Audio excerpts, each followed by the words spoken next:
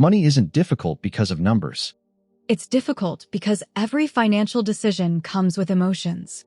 That's interesting because schools spend years teaching math, but almost no time teaching why people panic, overspend, or hesitate when money is involved.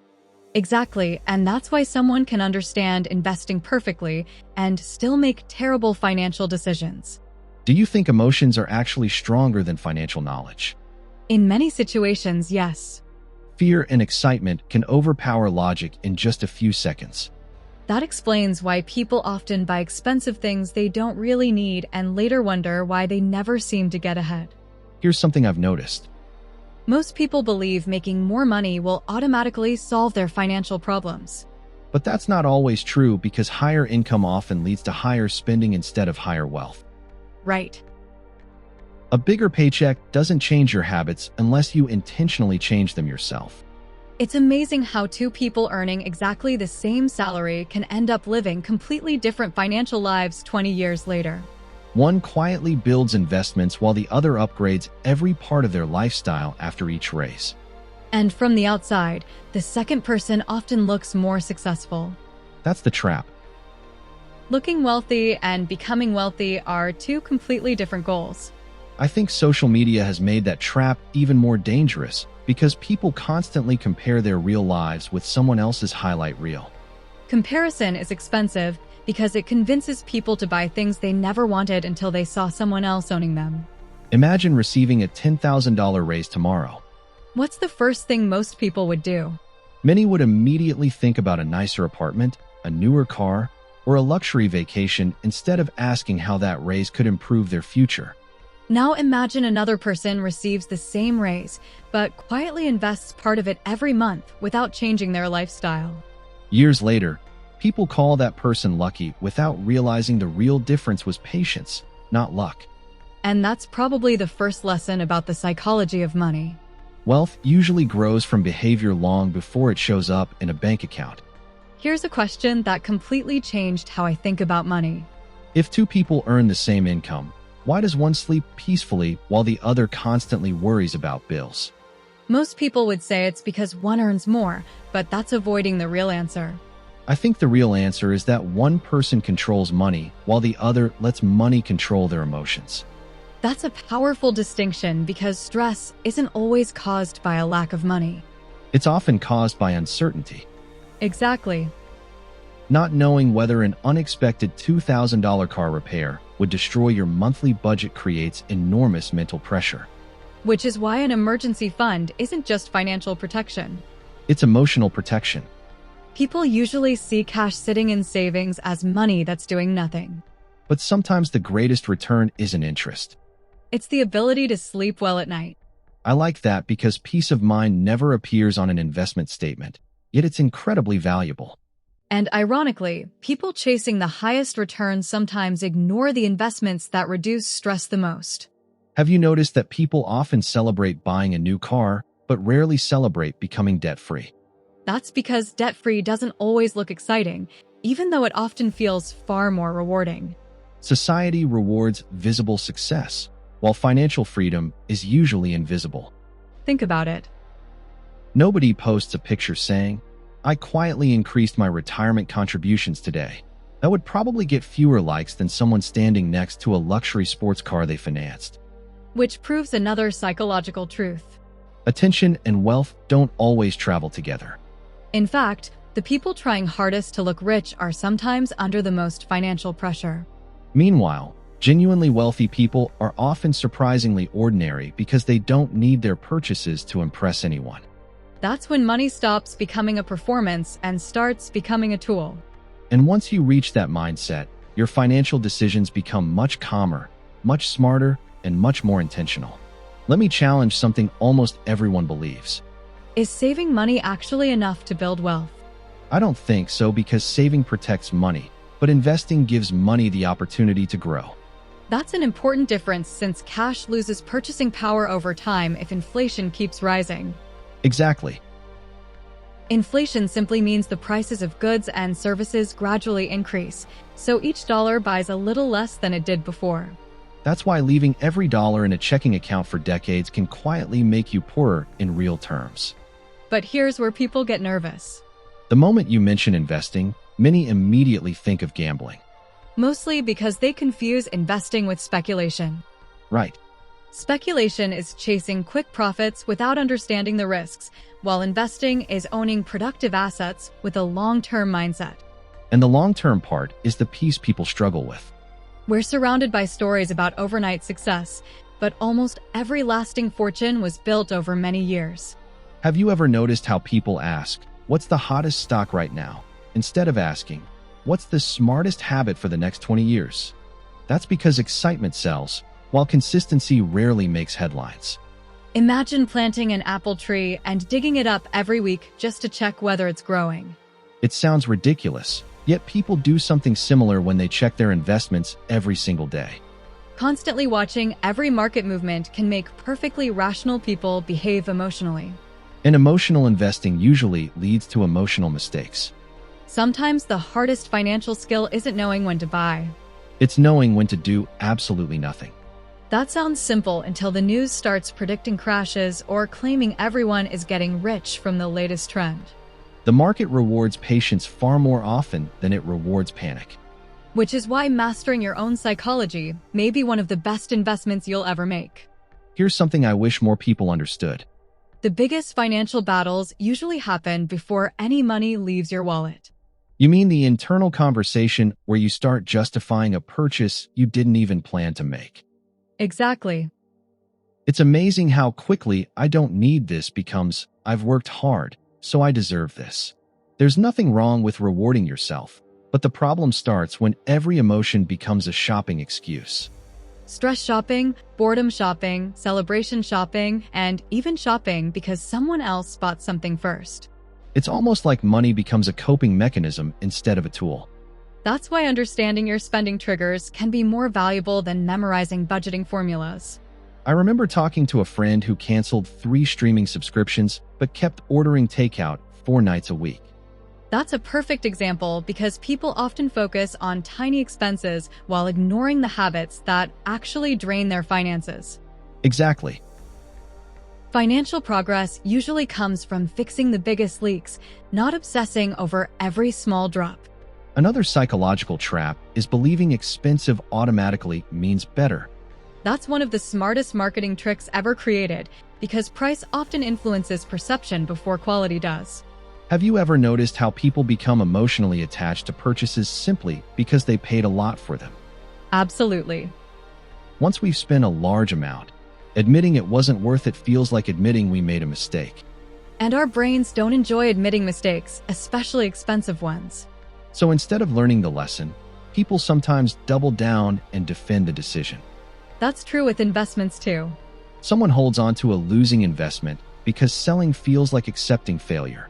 When in reality, making a better decision today is often wiser than protecting yesterday's ego. The market doesn't care how much you paid or how emotionally attached you are to an investment. And that's one of the hardest lessons in the psychology of money. Your emotions remember the past, but successful financial decisions should focus on the future. Let me ask you something. Why do so many people believe they'll start investing after they become rich? Because it feels safer to wait until they have more money, even though waiting is often what keeps them from building wealth. It's almost backwards. People think wealth creates investing, but investing often helps create wealth. And you don't need to start with thousands of dollars. Consistency matters far more than a perfect beginning. That's a mindset people underestimate because small monthly investments rarely feel life-changing at first. Yet compound growth quietly turns ordinary habits into extraordinary results over long periods of time. Compound growth simply means your money earns returns, and then those returns begin earning returns too. It's one of the few situations where time can become more valuable than effort. Imagine 2 friends. One starts investing at 25, while the other waits until 35 because they think they'll have more money later. Even if the second friend invests more each month, the first may still finish ahead simply because they gave time a longer runway. That's the part people struggle to believe because our brains naturally focus on what we can see today. Exactly. We notice immediate rewards far more easily than future ones. That's why buying the newest phone feels exciting this week, while investing the same money feels almost invisible. But 10 years later, the excitement from that phone is gone, while the investment may still be working for you. It's amazing how often people sacrifice a lasting benefit for a temporary feeling. We all do it sometimes. The goal isn't perfection. It's becoming aware of the pattern before it becomes a lifestyle. Awareness is underrated because you can improve a habit you refuse to notice. And once you recognize your financial habits, you stop blaming luck for outcomes that were largely shaped by daily decisions. That's a powerful shift because it moves you from feeling powerless to realizing you have more control than you thought. The psychology of money begins to change the moment you stop asking, "How can I make more money?" and start asking, "How can I make better decisions with the money I already have?" Here's another belief that deserves to be challenged.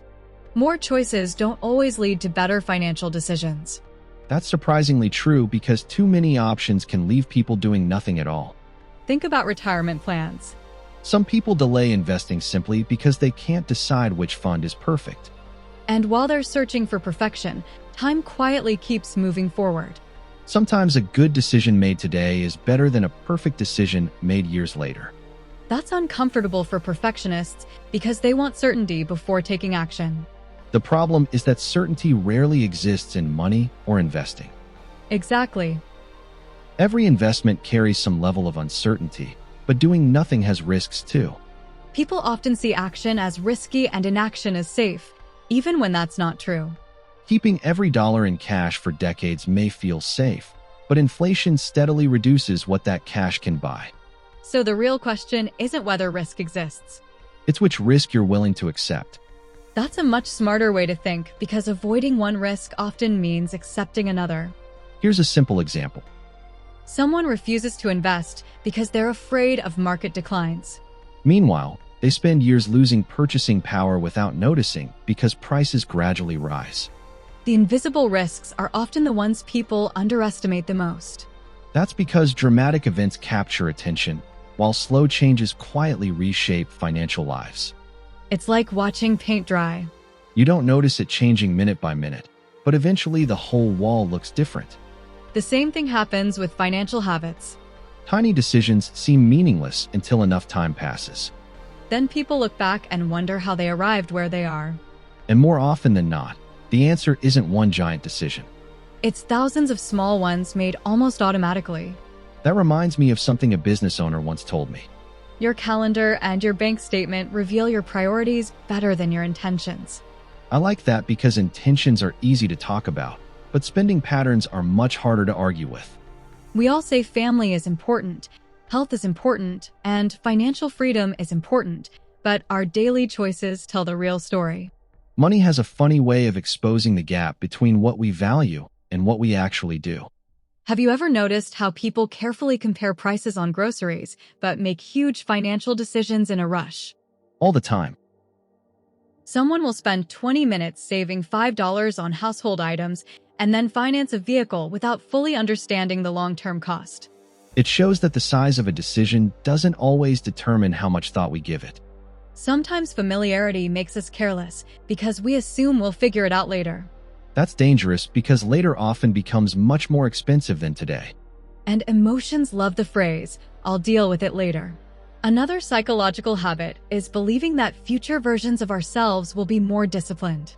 That's almost optimistic to a fault because tomorrow's version of you usually thinks the same thing about the next tomorrow. Which explains why people postpone saving, exercising, learning new skills, and paying off debt. We treat our future selves like superheroes who will magically solve problems we keep creating. Imagine if your best friend asked to borrow $500 every month and never paid it back. You'd probably stop lending money pretty quickly. Yet many people do something similar to their future selves by constantly borrowing time and financial security. That's a powerful way to describe it because every unnecessary debt payment reduces choices your future self could have made. Financial freedom isn't just having more money. It's having more options when life changes unexpectedly. And the people who understand that usually stop asking, "Can I afford this today?" and start asking, "What will this decision cost me over the next 5 or 10 years?" I think one of the biggest myths is that wealthy people never worry about money. I disagree slightly because everyone worries about money at some level. The difference is what they're worried about. Explain that because I think most people assume more money eliminates financial stress. More money often changes the questions instead of eliminating them. Someone struggling financially worries about paying rent, while someone with investments worries about protecting what they've built. So money doesn't remove every concern. It simply changes the nature of those concerns. Exactly, and that's why peace of mind comes more from good financial habits than from reaching a specific income. That reminds me of a couple I knew who earned excellent salaries, but argued about money almost every week. Was the problem that they weren't earning enough? Not at all. They had completely different beliefs about money. One saw every extra dollar as something to enjoy today, while the other saw it as security for tomorrow. That's fascinating because the conflict wasn't about math. It was about values. Money arguments are often conversations about priorities disguised as conversations about dollars.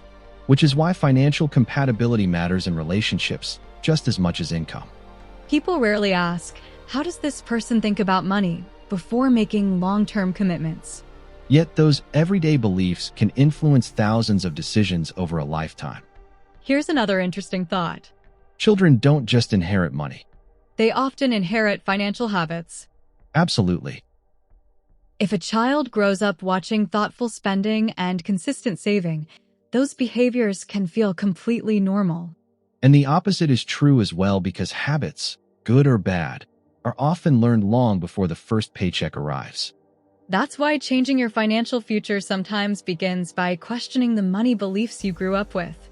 Some beliefs deserve to be passed down, while others deserve to end with us. Have you noticed that people often spend more time planning a one-week vacation than planning the next 20 years of their financial life? That's because vacations feel immediate, while retirement feels so far away that it's easy to ignore. Our brains naturally give more importance to what's happening today than what might happen decades from now. And that's exactly why long-term wealth feels difficult. You're constantly choosing between present comfort and future freedom. The interesting part is that those choices usually aren't dramatic. They're small and almost forgettable. Like deciding whether to increase your investment contribution by $50 a month instead of spending it without thinking. $50 doesn't sound life-changing in a single month. But repeated hundreds of times over many years, those small decisions can create a completely different financial future. That's another psychological blind spot. We underestimate small actions because we only notice big events. Yet habits quietly outperform motivation because habits continue long after excitement disappears. Motivation is great for getting started, but habits are what keep you moving when nobody is watching. That's true in fitness, learning, business, and almost every financial goal. People often wait until they feel motivated before changing their money habits. But action usually creates motivation, not the other way around. That's why setting up automatic savings or automatic investments can be so effective. Because once a good decision happens automatically, your emotions have fewer chances to interfere. It's almost like designing your environment to help your future self succeed. Exactly. Instead of relying on willpower every month, you build a system that quietly works in the background. The psychology of money becomes much easier when good financial choices stop, depending on how you feel that day. And that's one of the biggest mindset shifts of all. Successful people don't always have stronger willpower. They often have better systems. Let me ask you something uncomfortable. If someone doubled your salary tomorrow, how much of it would actually make your life better instead of simply making it more expensive? That's a difficult question because lifestyle inflation happens so quietly that most people don't notice it until years later.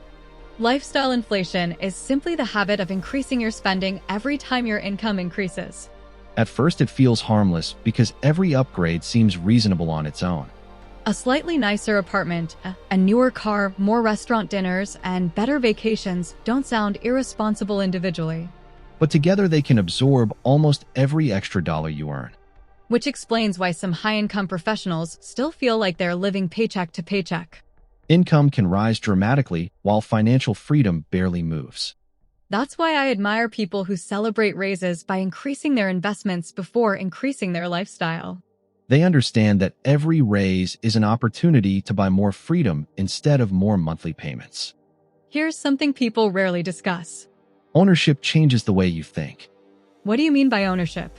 When you own productive assets, whether it's a business, real estate, or investments, your money has the potential to work alongside you instead of depending entirely on your time. That's a huge mindset shift because many people only think about earning money through hours worked. There's nothing wrong with earning a paycheck, but depending on only one source of income can create unnecessary risk. Especially when unexpected events can affect a job without much warning. Building additional income streams doesn't have to happen overnight.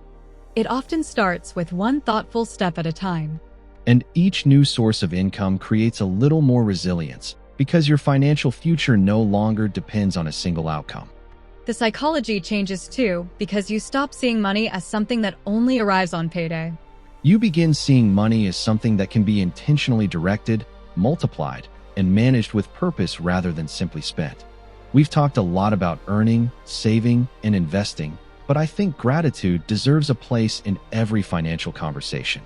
That's an interesting choice because gratitude doesn't usually appear in personal finance books. Maybe it should because people who are never satisfied often keep chasing bigger numbers without ever feeling financially successful. And when satisfaction keeps moving farther away, no amount of money feels like enough. That's why defining your version of success matters before someone else defines it for you. Otherwise, you'll spend years climbing a ladder only to realize it was leaning against the wrong wall. I've seen people sacrifice their health, relationships, and peace of mind in pursuit of a lifestyle they barely had time to enjoy. Money should improve your life, not replace it. That's an important distinction because wealth is a tool, not the destination itself. Exactly. Financial independence isn't about owning everything. It's about having the freedom to choose how you spend your time. And time is the one resource that never compounds once it's gone. Which makes every financial decision a time decision in disguise. When you buy something, you're not always paying with dollars. You're often paying with hours of your life. Looking at money through that lens changes spending decisions almost immediately. Suddenly, an impulse purchase isn't just a price tag. It's part of your future that you're exchanging today. And sometimes that trade is worth it, but sometimes it isn't. That's why thoughtful spending feels so different from emotional spending. One is driven by purpose, while the other is usually driven by the moment. The psychology of money isn't really about becoming obsessed with wealth. It's about making decisions that support the life you genuinely want. And once your money starts serving your values instead of your emotions, you've already achieved something many people spend a lifetime searching for. Looking back, it's surprising how little of this conversation was actually about making more money. Because making money is only one chapter. Keeping it, growing it, and using it wisely are entirely different skills. I think that's where most people get stuck because they assume earning more automatically solves everything else. But without healthy habits, a larger income simply creates larger financial decisions. And larger financial decisions magnify both good habits and bad ones. That's why self-awareness might be one of the most valuable financial assets anyone can develop. The interesting part is that self-awareness doesn't cost anything, yet it can save thousands of dollars over a lifetime. Every time you pause before making an emotional decision, you're giving your future self a chance to benefit. That pause may only last a few seconds, but it can completely change the outcome. It's amazing how often the smartest financial move is simply refusing to rush. We've covered investing, spending, debt, habits, relationships, and long-term thinking, but they all seem connected by one simple idea. Money follows behavior far more consistently than it follows wishes. Which means changing your financial future usually starts by changing your daily choices. Small improvements repeated over many years quietly become extraordinary results. And that's encouraging because anyone can begin with one better decision today. Exactly. You don't need the perfect salary, the perfect investment, or the perfect timing to start building a healthier financial life. You just need to become a little more intentional with each decision than you were yesterday. Over time, those intentional decisions shape habits. Those habits shape your finances, and your finances shape your opportunities. If this conversation challenged the way you think about money, then we've accomplished something far more valuable than sharing a few financial tips. And if you enjoyed thinking about money from a different perspective, subscribe for more conversations about investing, business, financial independence, and building long-term wealth one smart decision at a time.